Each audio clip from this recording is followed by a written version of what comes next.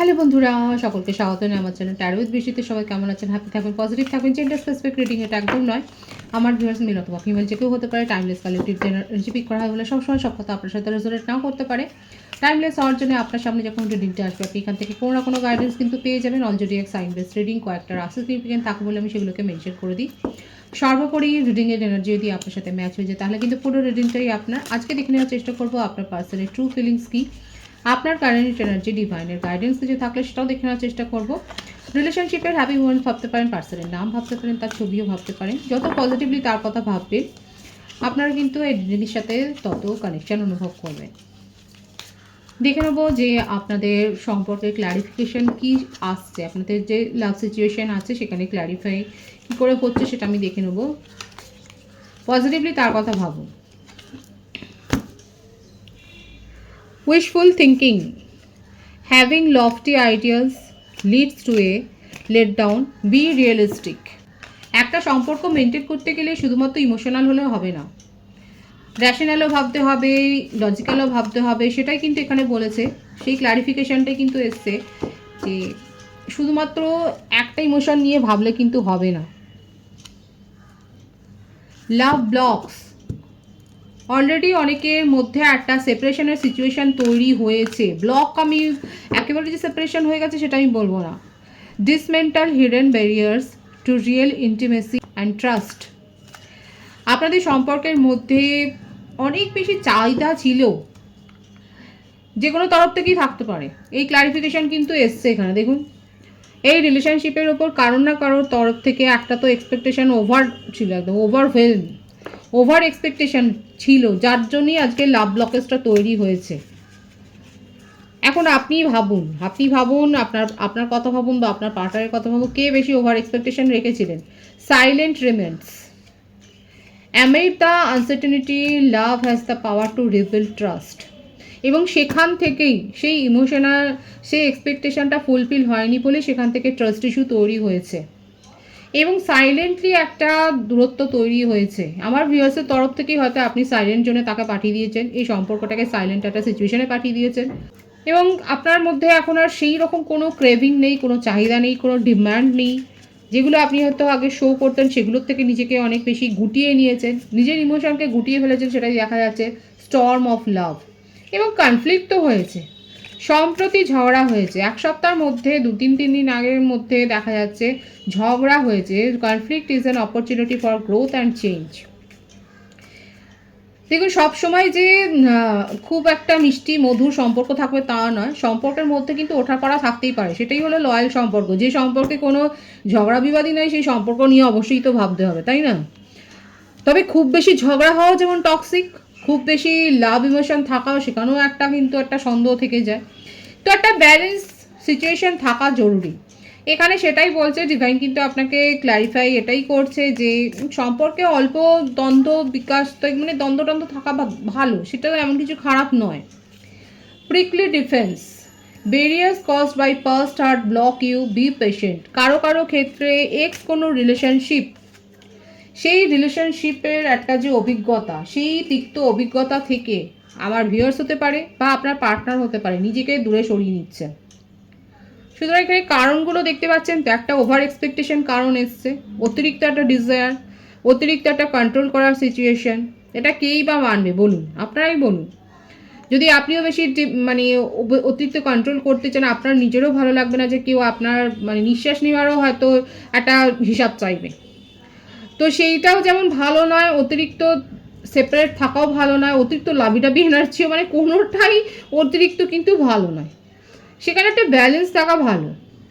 এবং কারো ক্ষেত্রে দেখা যাচ্ছে আপনারা ট্রমাটাইজড ছিলেন, কোনো একটা রিলেশনশিপে এত বেশি ট্রমা সিচুয়েশনের মধ্য দিয়ে আপনি গেছেন যে সেখানকার একটা ক্ষত আপনাকে কিন্তু বারবার বাধা দিচ্ছে এই সম্পর্কটা নিয়ে এগোতে বা ভাবতে। ভাইস ভার্সা হতে পারে, এটা হয়তো আপনার পার্টনারই ভাবছে। বটম অফ দি ডেক আছে টার্বুলেন্স এবং সেপারেশনতে তো অনেকে রয়েছেন। ডিভাইন কিন্তু বলছে নিজেদের এই যে আপনাদের মধ্যে যে সম্পর্কের টানাপোড়েন যাচ্ছে, যদি ভুল বোঝাবুঝির কারণে হয়, যদি আপনাদের মনে হয়, দেখুন রাগারাগির সময় কিছু মনে হয় না, কিন্তু যখন রাগটা কমে, যখন ইমোশনটা কমে, তখন কিন্তু আমরা দেখতে পাই। এবং কেউ যদি বলে যে না দেখতে পাই না, বুঝতে পারি না, সেটা কিন্তু ভুল কথা। যখন উত্তেজনা কমে যায় তখন মানুষ তো বুঝতেই পারে না যে কোথায় কি ভুল হচ্ছে এবং কার কি ভুল হচ্ছে। সেটাও দেখুন, একতরফা বিচার করবেন না, একটু র্যাশনাল ভাববেন। সেক্ষেত্রে যদি মনে হয় যে হ্যাঁ আপনার তরফ থেকে কিছু খামতি আছে, সেটাকে দূর করা যেমন দরকার, তেমনি তার তরফে কিছু খামতি থাকলে সেটাও অবশ্যই বলা উচিত যে হ্যাঁ তোমার এইরকম একটা কিছু রয়েছে। তো সেই রকম করে আন্ডারস্ট্যান্ডিংয়ের মধ্য দিয়ে সম্পর্ক গেলেই তো ভালো, সেখানে যেন টক্সিসিটিটা গ্রো না করে। এখানে যে দুটো কারণ এসছে সেটা কিন্তু আমি বললাম। কারো কারো ক্ষেত্রে পাস্ট কোনো রিলেশনশিপের অভিজ্ঞতা যেটা এগোতে বাধা দিচ্ছে, আর কারো কারো ক্ষেত্রে কিন্তু ওভার এক্সপেকটেশন, ওভার একটা ডিমান্ডিং, ওভার কন্ট্রোলিং নেচার, অতিরিক্ত কন্ট্রোল করার প্রবণতা, নিয়ন্ত্রণ করার প্রবণতা থেকে কিন্তু একটা দূরত্ব এসছে। মোটামুটি সেপারেশন তো রয়েছে, সেপারেশন না থাকলেও সেপারেশনের মতনই সিচুয়েশান একটা রয়েছে। 13 থেকে ক্ল্যারিফাই করব কি আসে, দেখা যাক আপনার পার্টনারের কারেন্ট এনার্জিতে। 9 অফ পেন্টিক্যালস আপনাদের সাথে, মানে আপনারা দুজনেই খুব বেশি ইমোশনাল এবং ক্রিয়েটিভিটির সাথে আপনারা যুক্ত। আপনাদের ওয়ার্ক অফ ইন্টারেস্টটাও হয়তো এক। দুজনে musician, dancer, choreographer, makeup artist বা অ্যাডভার্টাইজমেন্টের বিভাগের সাথে যুক্ত, কিংবা কোনো হয়তো শো অর্গানাইজ করেন, কিংবা ইভেন্ট ম্যানেজার হতে পারেন। এই ব্যাপারটা কিন্তু এসছে। হতে পারে যে আপনারা একই ওয়ার্ক ফিল্ডে রয়েছেন, যেখানে এই সমস্ত বিষয়গুলো প্রাধান্য পায় এবং আপনাদের সেটা করতেও ভালো লাগে। কিংবা আপনারা হয়তো ইনফ্লুয়েন্সার, আপনারা ডেইলি ব্লগার হতে পারেন, আপনারা ট্রাভেল ব্লগ করতে পারেন, কিংবা পুরনো দিনের স্কাল্পচার নিয়ে হয়তো আপনারা কোনো হয়তো শো করেন, পডকাস্ট করেন, নিজের নিজের চ্যানেল রয়েছে। আপনাদের ওয়ার্ক অফ ইন্টারেস্টটা এক এবং আপনার পার্টনার আপনাকে কিন্তু খুব অ্যাপ্রিসিয়েট করেন এবং রেসপেক্টও করে, সেটা কিন্তু দেখা যাচ্ছে। আপনার কোয়ালিটিকে খুব যে অ্যাপ্রিসিয়েট করে সেটা কিন্তু দেখা যাচ্ছে।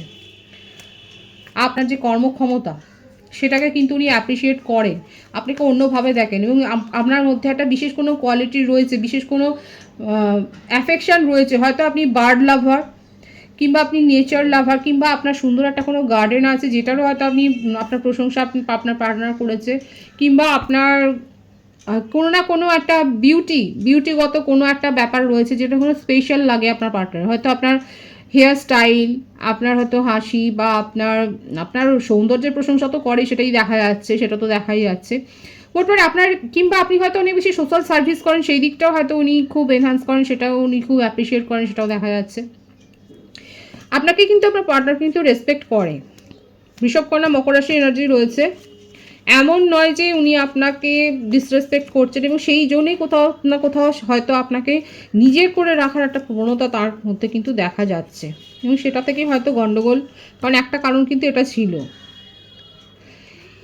কারো কারো ক্ষেত্রে এই ব্যাপারটা কিন্তু এসছে, খুব অদ্ভুত একটা রিজন এসছে আপনাকে নিয়ে তার মনের মধ্যে। দেখুন, এখানে কিন্তু আমি বলেছি যারা প্রথম থেকে শুনছেন, এই রিডিংটা কিন্তু খুব ইম্পর্ট্যান্ট রিডিং। যারা প্রথম থেকে শুনছেন তাদের ক্ষেত্রে আমি কিন্তু বলেছি কী কী কারণ থাকতে পারে, ক্ল্যারিফিকেশানে এসছে। এখানে কিন্তু দেখা যাচ্ছে কারো কারো ক্ষেত্রে পাস্ট কোনো ইস্যু রয়েছে। আপনার পার্টনারের ক্ষেত্রে যদি কোনো এক্স রিলেশনশিপ থাকে যেখানে চিট হয়েছেন উনি, সেখান থেকে উনি এগোবেন কিনা ভাবছেন, এবং হয়তো সেই কারণে আপনাদের মধ্যে একটা সাইলেন্ট সিচুয়েশন তৈরি হয়েছে, যেখানে আপনারা কেউই কথা বলছেন না, নিজেদের ফিলিংস শেয়ারও করছেন না। এবং দেখুন, আমি কি বলেছি, আপনার পার্টনার আপনাকে খুব রেসপেক্টের জায়গায় রাখে এবং আপনি খুব সুন্দর বা সুন্দরী, সেটাই দেখা যাচ্ছে। ভাইসে ভার্সা হতে পারে, এনার্জি জেন্ডার স্পেসিফিক রিডিং নয়। এবং সেইটা নিয়ে তার মধ্যে না একটা ইমোশনাল, কি বলবো, একটা আনসার্টেনিটি আছে। ইমোশনালি উনি না নিজেকে হার্ট করতে চান না, আবার কোনো একটা হার্ট হওয়ার সিচুয়েশান উনি ফেলে দিতে চান না নিজেকে, এবং যার জন্যেই ওনার মনে হচ্ছে যে ডিস্টেন্স মেনটেন করা উচিত, এবং যার জন্যে হয়তো আপনি দেখছেন যে উনি পজিটিভলি অ্যাপ্রোচ করেছিলেন, কিন্তু আস্তে আস্তে করে দূরে সরে যাচ্ছে। খুব একটা ভাইটাল সিচুয়েশান, ক্রিটিক্যাল সিচুয়েশান এটা নিয়ে দেখা যাচ্ছে, যে আপনার পার্টনার আপনাকে অ্যাপ্রোচ করেছিল, কিন্তু আস্তে আস্তে করে উনি দূরে সরে যাচ্ছেন।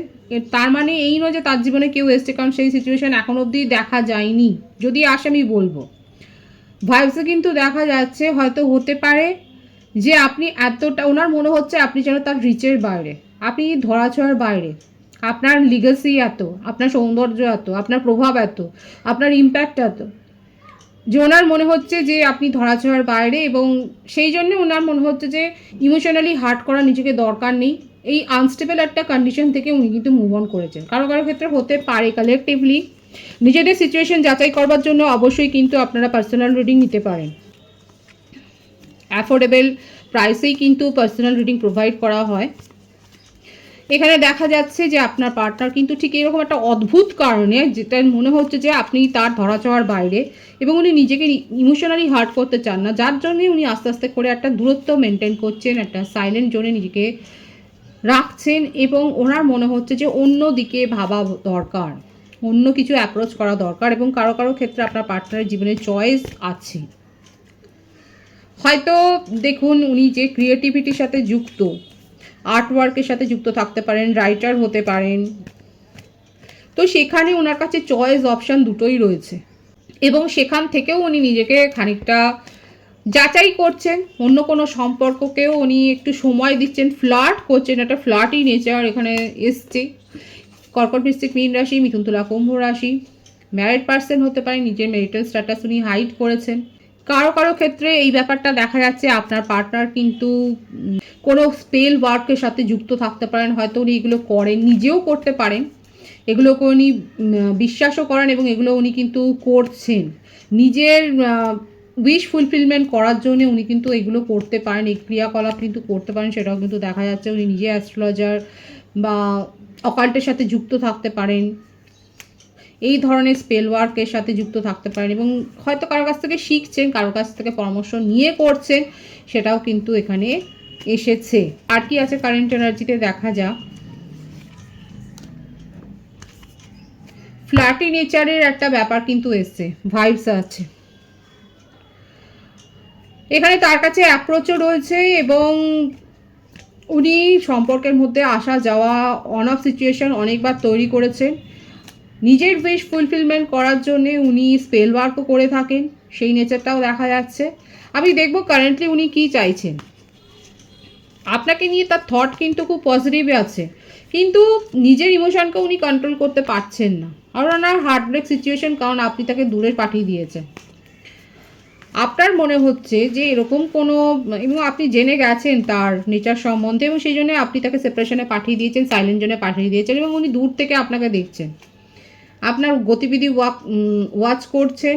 লং ডিস্টেন্স রিলেশনশিপে আপনারা অনেকে থাকতে পারেন, আপনার পার্টনার গ্লোবাল সিটিজেনশিপেও থাকতে পারেন, এনআরআই হতে পারে,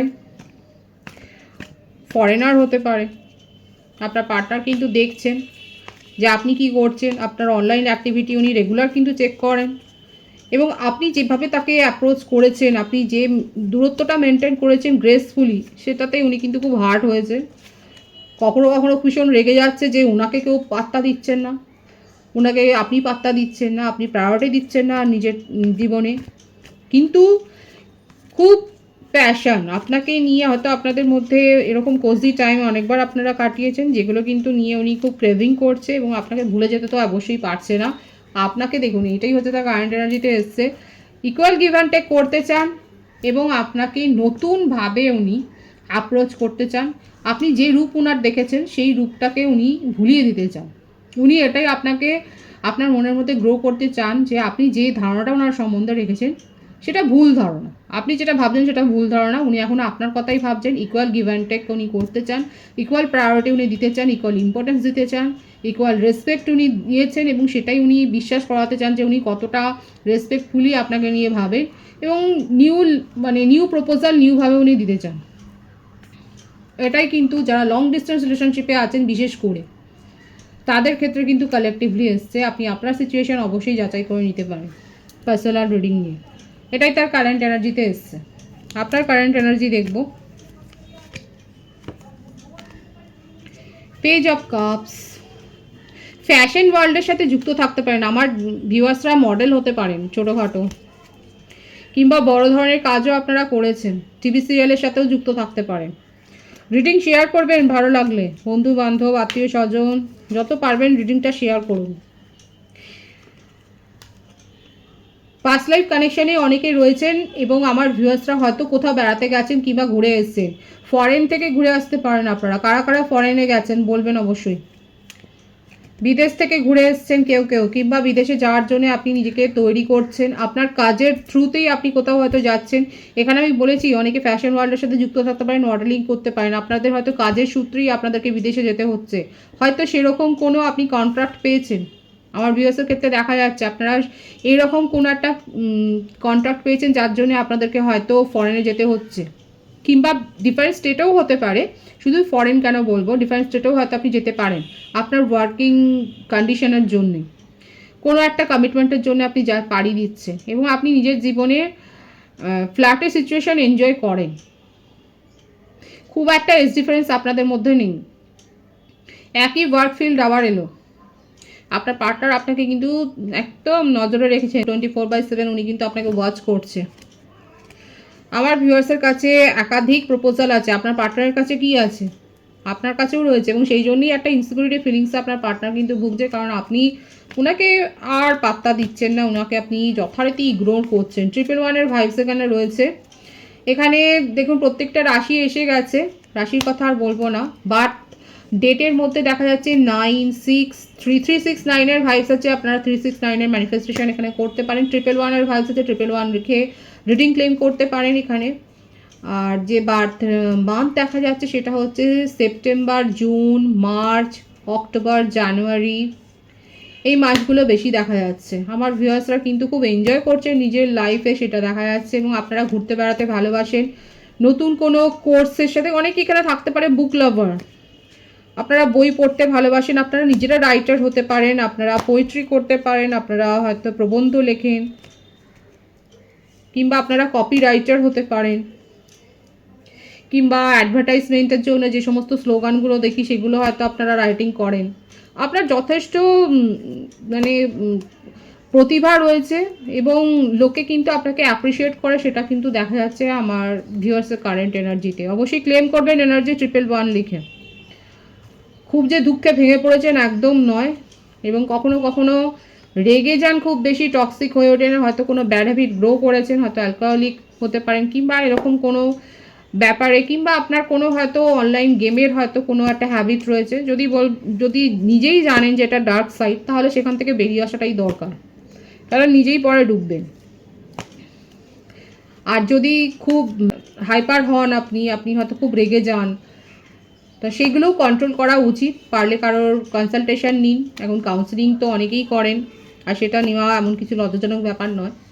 নিজেকে এইভাবে আপনি হিল করুন, স্পিরিচুয়াল হন, এবং নিজের সোল হিল করুন, সেটাই কিন্তু এখানে দেখা যাচ্ছে অনেকের ক্ষেত্রে প্রয়োজন রয়েছে।